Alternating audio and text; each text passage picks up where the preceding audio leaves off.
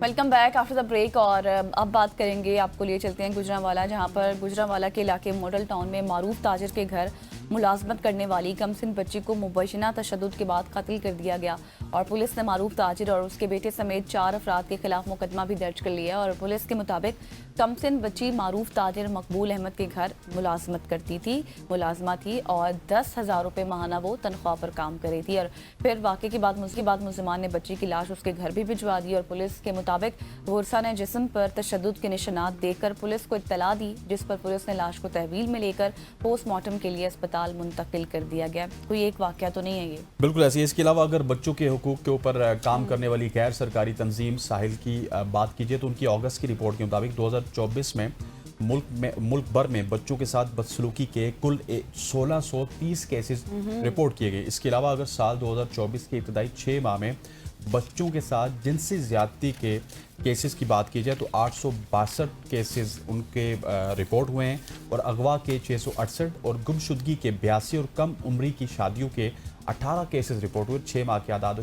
शुमार से पता चल रहा है कि रिपोर्ट होने वाले कुल केसेस में से 962 मुतासरीन में 59% लड़कियां थी, जबकि 668 यानी कि 41% लड़के थे। बिल्कुल एग्जैक्टली। और ये तो वो तमाम तर फिगर्स थे जो हमने आपको बताए हैं। पता नहीं ऐसे कितने केसेस हैं जो अभी तक मीडिया के सामने आए ही नहीं है। बुखारी हमारे कॉरेस्पॉन्डेंट हमारे साथ मौजूद हैं, उनसे जान लेते हैं। मुदस्सिर, बताइएगा क्या डिटेल्स हैं इस वाक़े की?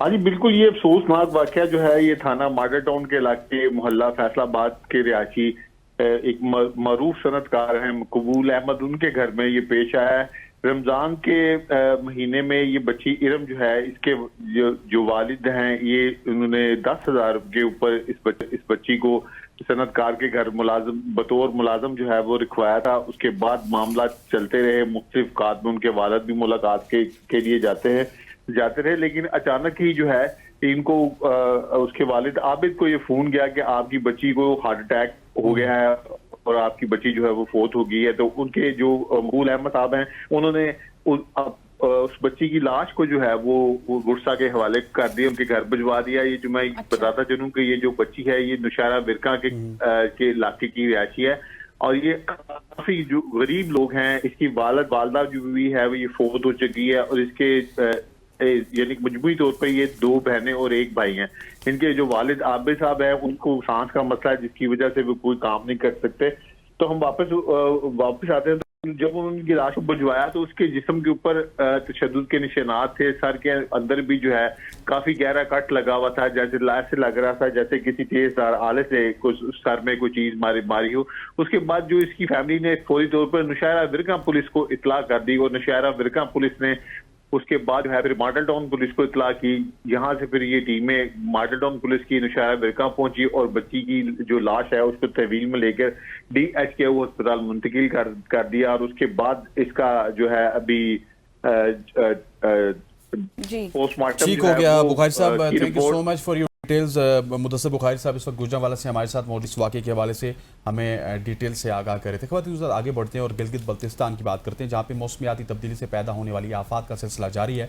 और शिशपर ग्लेशियर की बात की जाए तो वहाँ से आने वाली झील फटने से सैलाब ने हसनाबाद नाले को तहस नहस कर दिया। कराकोरम हाईवे का एक हिस्सा बहा ले गई और अवामी और निजी अमलाक को तबाह कर दिया है। रिपोर्ट के मुताबिक हुक्काम ने इस वाक़े को 2018 के बाद का सबसे शदीद वाक़या करार दिया और सैलाब ने हुंजा की बड़ी आबादी के लिए मरकज़ी जो राब्ता सड़क है वो मुनक़ता हो गई और ट्रैफिक को मुर्तज़ाबाद से सॉस वैली रोड की तरफ मोड़ दिया गया। और मज़ीद जानने के लिए हमारे साथ मौजूद है हमारी correspondent Kiran Qasim. Thank you Kiran for your time. सबसे पहले तो हमने कल भी ये स्टोरी शेयर की थी, हमें बताएं इस वक्त क्या सूरत हाल है?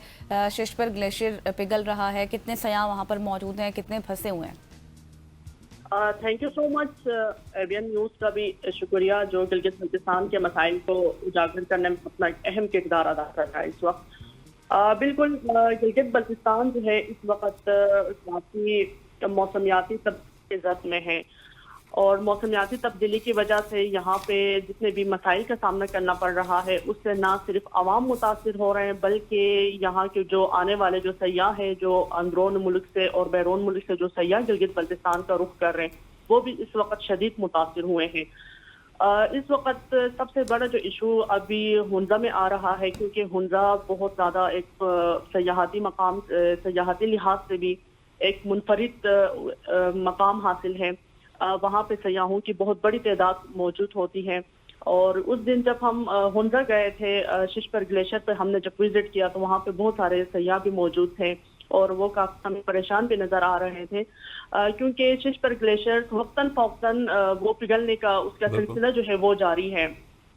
اور کل بھی ششپر گلیشیئر جو تھا وہ پھٹنے سے حسن آباد نالے میں طغیانی آنے کی وجہ سے وہاں کے جو مکین ہے، وہاں کی جو آبادی ہے وہ شدید متاثر ہوئی ہے. اچھا کرن، مجھے شارٹلی یہ بھی بتائیے گا کہ ششپر کا جو یہ گلیشیئر ہے اس سے پگھلنے سے کوئی رابطہ سڑکیں بھی متاثر ہوئی ہیں، سو ان کی بحالی کا کام کہاں تک پہنچا اور کب تک ان کو بحال کیا جائے گا؟ جی بالکل، ششپر گلیشیئر سے جو سڑک سب سے زیادہ متاثر ہوئی ہے وہ کیکیچی متاثر ہوئی ہے. شہر قراقرم جس پہ پاک چین سرحد کی جو تجارتی ہب بھی ہم سمجھتے ہیں، اس سے تجارتی رابطہ بھی ہوتا ہے، سیاح بھی وہاں پہ آنا جانا ہوتا ہے. وہیں ایک روڈ ہے جو سب سے زیادہ اہمیت کا حامل ہے، وہ سب سے زیادہ متاثر ہوا ہے. بلکہ یہ کہا جائے کہ اس کا ایک بڑا حصہ مکمل طور پر وہ کٹاؤ کے زد میں آیا ہے، جہاں سے ابھی ٹریفک مکمل طور پر بند ہے اور متبادل راستہ اپنایا ہے، لیکن وہ کافی دشوار گزار بھی ہے. وہ اس پہ کافی یعنی عوام کو مشکلات کا سامنا بھی ہے، اور جو سیاح ہے وہ اس راستے کا ان کو پتہ بھی نہیں ہے، تو کافی وہاں پہ ایشوز کا سامنا ہے اس وقت. شارٹلی یہ راستہ جو میرا سوال تھا کب تک بحال ہوگا، اس حوالے سے کوئی اطلاع آئی ہے، کوئی ڈیڈ لائن دی گئی ہے؟ اس حوالے سے اب تک کوئی ڈیڈ لائن نہیں دی گئی ہے. کام بھی نہیں جاری ہوا ابھی تک؟ کام کا ابھی وہاں پہ کوئی خاص وہاں پہ کام سٹارٹ نہیں ہوا ہے، کیونکہ ششپر گلیشیئر جو ہے وہ وقتاً فوقتاً جو ہے وہ بڑھتا جا رہا ہے، وہ پگھل رہا ہے. چلیں صحیح ہو گیا. کرن Qasim, thank you so much for your information. اب جیسے جیسے جب یہ راستہ بحال ہوگا، جو کچھ صورتحال ڈیولپ ہوگی اس کے ساتھ ہم شیئر بھی کریں گے. یہاں پر لیں گے ایک بریک، اور بریک کے بعد ہم بات کریں گے ملکی سیاست پر. Stay with us.